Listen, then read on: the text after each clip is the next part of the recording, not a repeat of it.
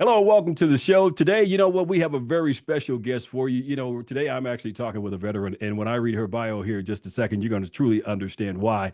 And if you see that sign behind her, well, bring it in the house. That's exactly what we're about to do today with Millie Mill, the original Millie Mills, the founder of Bring It in the House. Let me read her bio with you real quick because I'm already getting excited about it. I am honored to sit down with a true trailblazer in the world of radio and podcasting, Mildred Batts, better known as the original Millie Mills, with a career that spans nearly 4 decades from her early days at AM 1590 KYDE in Pine Bluff, Arkansas, to leading the powerhouse podcast that I just mentioned, Bring It in the House. Millie has continually evolved while staying rooted in purpose. As a radio veteran, nonprofit founder, corporate professional, and now podcast host of over 170 episodes. Listen to that, folks, 170 episodes. She brings a wealth of experience and a heart to everything she does.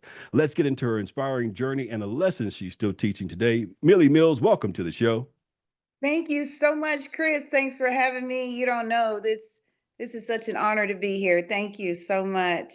Absolutely. And in full disclosure, you and I had an opportunity, I guess, a few months ago where you actually had me on your show. And man, you talking about an honor. I mean, I just felt honored the way you did the whole flyer up and promoted it and Uh, all that stuff, man. I mean, again, a true professional. So let's talk about your start. I mean, what drew you to radio to begin with? Because you're now approaching some over 30 some odd years of doing this. So what drew you to it to begin with? wow, Chris, when you just said that, I'm like, who is he talking about? Over 4 decades? That sounds so surreal, but you're right. It has been Yeah. some time. Time really flies by. I'm just thankful to God. What all started this? My sister and my family introduced me to music. That's where they messed up. Wow. So Yeah. you have this love for music, you're hearing it, and then you think, you know what? I want to be a part of that and playing it to inspire folks or to uplift folks in the way that it did you. Yes. I started dancing at the age of 3, and I would dance all through the neighborhoods, and some of the older generations, they used to love to see me dance. They throw money, coins at my feet. Do it again, little girl. They call me the dancing little girl, the little dancing girl. There she is. And I Wow. loved it. My sister put me in a talent show at the age of 7, and I received like that acclaimed recognition, and that was it. I was bitten by that entertainment bug. So I said, I'm going to be a star. In 6th grade, I told all my classmates I'm going to be a star, and everybody laughed at me. They said, "You can't be a star. You from Arkansas? How are you going to be a star?" I was always a visionary, Chris. I didn't realize what that meant back then, but I could see it. I said, I can leave here. I can leave there and go to New York or California. And they were like, girl, you're crazy. I was 6th grade. And so once I graduated from high school and I went off to the University of Arkansas Pine Bluff, that's where it initially started. I received the Chancellor Leadership Academic Award. And, to the field of broadcasting, I was like, I got to major in something that's related to the entertainment sector, and broadcasting to me at that time was it.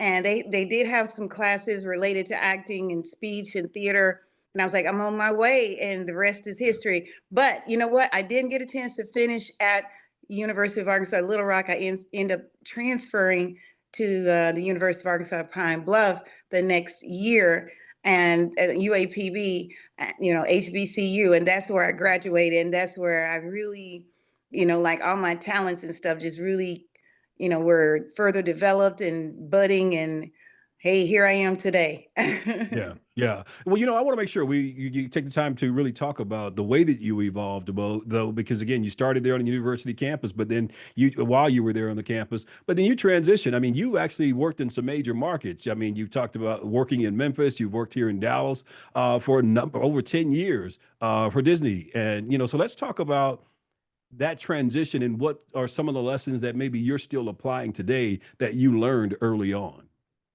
Being prepared, without, they say, without a plan to fail. You got to Yeah. be prepared. Study your craft, always be ahead of the game, do the research, and persistence. Those are the 3 elements that have helped me to remain, present in this day. Being persistent and being of your word, also strong communication skills. If you're not sure about something, Don't be afraid to ask questions, clarification, verify. All of those things are so important. And I thank God that my mother and the University of Arkansas Pine Bluff taught me those skills, and it's still paying off to this day. Follow up, follow up, follow up. I heard Puff Daddy, what's his name? Puffy Combs. I heard him Sean say Combs. that. Uh-huh. Yeah, he said that once in an interview. Follow up is so important, and it is. If you don't stay on it, follow up and be consistent, you get lost in the wind. Yeah. So, and that's, I think that's, along with my prayer life, got to keep God before me. And I think all of that combined is why I'm still here today.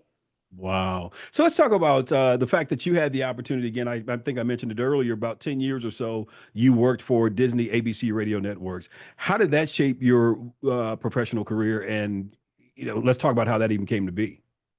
Well, that was an amazing experience because I was working. We used to live in, my daughter and my family. We used to live in Memphis, Tennessee. That was the kickoff of a mid market success in broadcasting. K97 FM. Shout out to the late Bobby OJ who gave me that shot. Whew, I'm getting emotional. Oh, man. Rest in peace. It means a lot when you have those folks who give you that opportunity because again, when we talk about radio, it's not an easy industry to get into. But when you get that shot, you have to knock it out of the park. And obviously you did that. Yeah. So our hats off to again the gentleman who, like I said, gave you the opportunity. Yes, Bobby OJ in Memphis, Tennessee.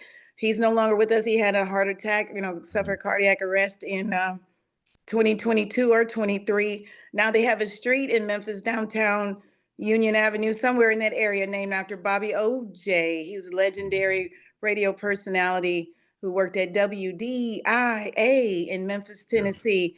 And so, excuse me, I worked that market for 10 years and I felt like I had outgrown it. And it's amazing how at the time I was with WRVR, The River 104.9.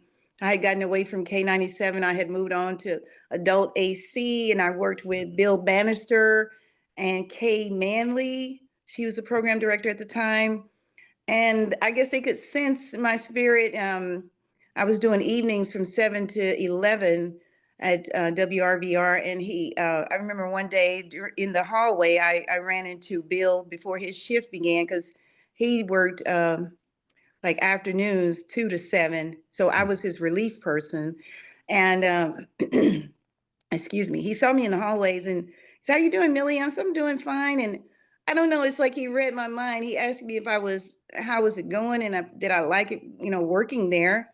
And Mhm. I said, "It's okay." He said, "But you want more, don't you, Millie?" I said, "I do." And he said, "Have you ever thought of getting into syndicated radio?" And I said, "All the time, like Tom Joyner and some of the other big guys, and I said, yes. He said, well, I have a friend who works in the Dallas market named Maxine Todd. She's a program director out that way, or she might be in Houston now. He wasn't quite sure. And excuse me, he said, I have Maxine's number. I'll tell her about you. Okay. And I said, okay. Well, I thought he was just, how people say things sometimes and they're Mhm. really not sincere. But he really reached out to Maxine. And he was the one who helped me put together my email address that I still have to this day, Milli Mills 2000 at yahoo.com, because back then it was just early 2000 and I didn't have a personal email address, only work email addresses. And he Mhm. said, you need to create your own personal email address. He showed me how to do it. I went to yahoo.com and did it. And he said that I'm going to give Maxine your email address so she can reach out to you that way. And so some time went by, maybe a week or two. Finally, Maxine reached out to me. We talked, and she told me that, hey, I got some friends over at ABC Radio Networks in Dallas. Rest in peace to Michael Cantu, also known as Hollywood Hernandez. And Ron Davis was the program director of the Touch formats and at ABC Radio Networks. They both gave me my shot. It started out as a part-time weekend thing. And next thing you know, I was in there full time working on the business side during the week and on air on the weekends. So, Yeah. Yep. And that's the thing, a lot of folks think with radio, you just jump in and hey, all you do is come in, you spend your few hours on the air and then you're out of there. But no, many times you're pulling double duty. You're doing some behind the scenes work while you actually have the privilege of having the opportunity to host your show as well. So Yes. it's good to hear, again, that you've had over the years, you've had a number of people to look out for you because, again, like we talked about earlier, we all need someone to be able to open that door for the next person or to be able to, again, help someone, give them an opportunity to just give them a shot. And you've done that through for a lot of people, not only for the folks that you brought onto your show with Bring It in the House, but Bring It in the House is also a nonprofit that you set up for the very reason to be able to give back to young people. Talk a little bit about the nonprofit arm of Bring It in the House, and then how this all came to be. Okay, all that the part of the nonprofit started. It kind of the idea, the concept developed in Memphis when I was on air one night. I was the female Quiet Storm host for a couple of years at K97 FM, and overnight it seems like all your creativity when you're working the late nights like that, all your creativity comes to you, and a lot of listeners would call on the request lines. A lot of them were young artists, independent artists looking for or seeking management. And he like, hey, where I can get a manager? And I was like, I don't, not at the moment. And some of them were bold enough to ask me, will you be my manager? I was like, Mm. hey, I don't know the first thing about managing anybody, but I took a stab at it. One of the young men, he was so persistent. He called me a few times. And I finally said, okay. And I kind of remember my business skills from college. I drew up a little contract and had him, sign it. I said, we're gonna do a 6-month trial run just to see how this is gonna go. And if it goes well, we'll continue. If not, it'll end there. He said, okay. And now that young man is an actor. Doing well out there in Atlanta. Michael Sewell. Yeah, he's doing well. He used to call himself Miscellaneous when he was a rapper.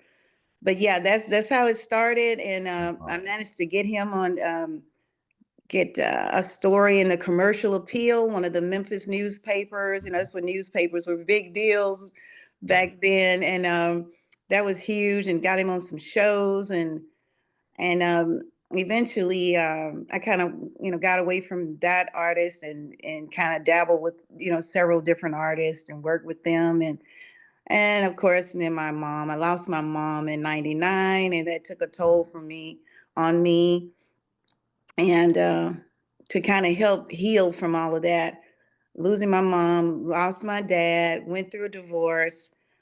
I decided, God, I need to see something different in my eyes. I need to refresh so I can heal or do something. And that's when I was working at WRVR, and Bill Bannister, I guess he could sense that I was grieving or whatever, and told me about ABC radio networks. And in 2000, it's in January 2001, my daughter and I moved to Dallas, Texas, and never looked back. Yeah. Wow. Well, Yeah. again, it's good to hear that, again, it was launched in an effort to help young people. You helped that young man, and, he still now has a great career and, was able to move on, maybe because of some of the seeds that you sowed early on in his career. So now let's talk about Bring It in the House and the show itself. It airs weekly, and you've had the opportunity to interview a number of big name folks. So let's talk about Bring It in the House, some of the folks that you've had the opportunity to interview, and then we'll lead up to this huge milestone anniversary date you have coming up. Well, thank you so much, Chris. I mean, today I don't know what's wrong with me. I'm having emotions. I don't know, but just hearing you Well, talk you're is like reflecting. I'm reflecting. Yeah, because Yeah. God has been so good, and it's kind of embarrassing to be emotional on camera like this. But Hey, no need to be embarrassed at all. I mean, again, it just shows how those folks have had a tremendous impact on your life. And when you talk about, some 40 years being able to be in this industry, which is not the norm for anyone. So that's all the young people that are watching that are aspiring to get into radio. She is a rare form to be able to do this for 40 years and to still be able to do it and to now take ownership of her voice and all of her properties to say, you know what, I'm going to now use my platform to even continue to do good like you're doing now. And again, that's even got an anniversary date coming up in July. Yeah. Let's just let the cat out of the bag. In July, you're going to be celebrating 5 years of bringing it in the house when you brought it in the house to start doing your own thing. Talk about how that came to be. Okay, well, this all started in COVID 2020. I'd had some friends like in prior years to ask me, hey, what are you doing now? Are you still in radio? You still doing it? Are you doing anything? I was like, no, I'm in corporate America right now. And I just had, different instances, different occurrences where friends and followers would reach out and say, hey, you should get back into, radio. And I was like, well, I've applied here and there, but hey, I haven't, been able to get back in. And then they would ask me, have you ever thought of doing a podcast show? And I'm like, no, never. I am camera shy. I'm so used to being, at that time, I was so used to being behind the Yeah. scenes. And I'm very shy and hey, I can't do that. But then after Tina Tilton, we used to work together in Memphis at Hot 107 in Memphis, Tennessee.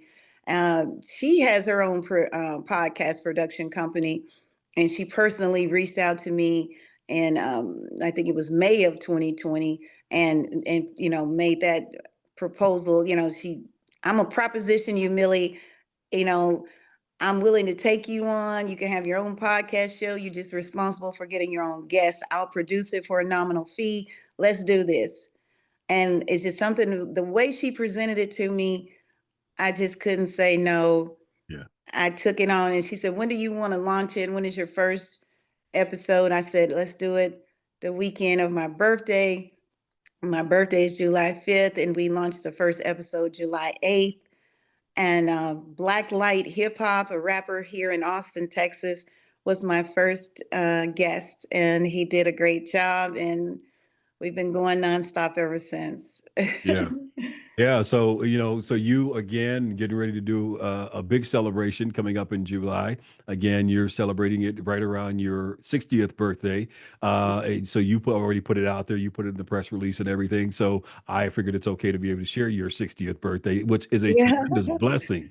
Many folks don't like to share their age, but I think it's a blessing. It's, So talk about what this means for you to again have your fifth year anniversary of the show and then now be celebrating your 60th birthday. I see it as a double whammy. To reach that milestone, to see 60, it'll be a blessing indeed.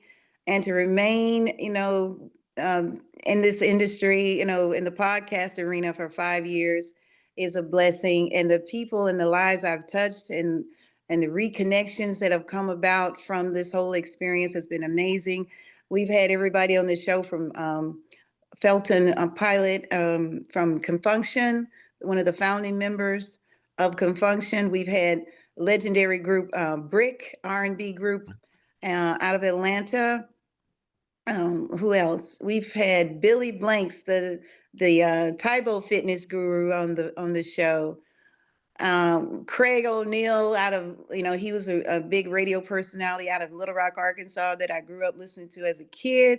He was on this show a few years ago, and and the list goes on, as well as local, and some of the artists were from Africa that I've spoken with.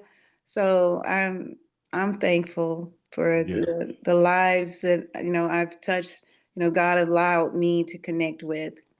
Good stuff. Good stuff. So as we prepare to land, let's talk about your celebration. What is this celebration going to look like coming in July? Well, it's gonna be like a little humble experience. We've already got a sponsor, Rocket Coffee. It's a nice coffee shop in the neighborhood. They're gonna let us come and celebrate there Saturday from 1 p.m. till 3 p.m. Come on out and have coffee with us. We've also teamed up with Johnny Walker, formerly of Def Jam. You talking about a legendary lady? She's worked with DreamWorks.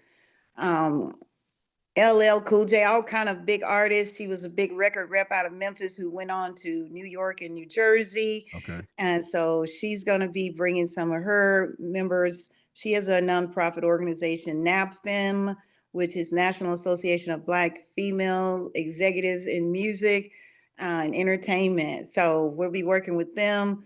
Also, a young man who started a young Black man in Austin.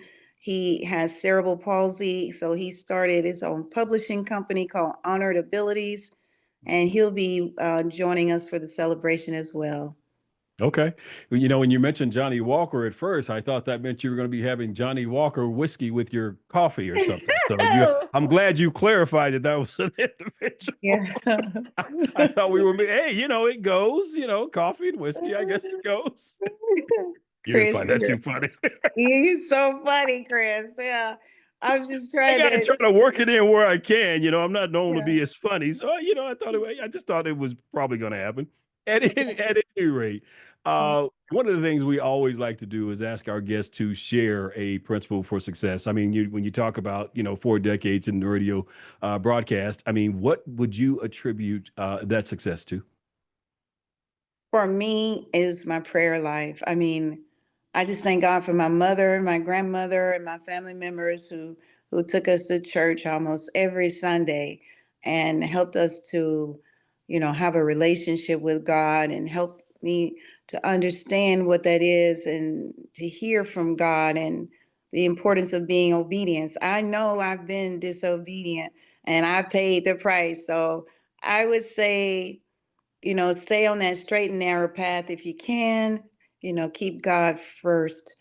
Have a vision board, like the scripture says, write it down, make it plain and stick to it, right? You may have to make some adjustments to the vision board, and that's okay because things do change. God may say, "Hey, let's go a different direction," and so, but stick to that vision board. Be disciplined. A lot of things that you may want to do that's not related to where you're trying to go. Let go of those things that are not really beneficial. They're not really supporting, your journey, and it's okay to let it go. There's nothing wrong with that. And persistence, put your hands to things repeatedly. Uh-oh. You're Do still here. okay.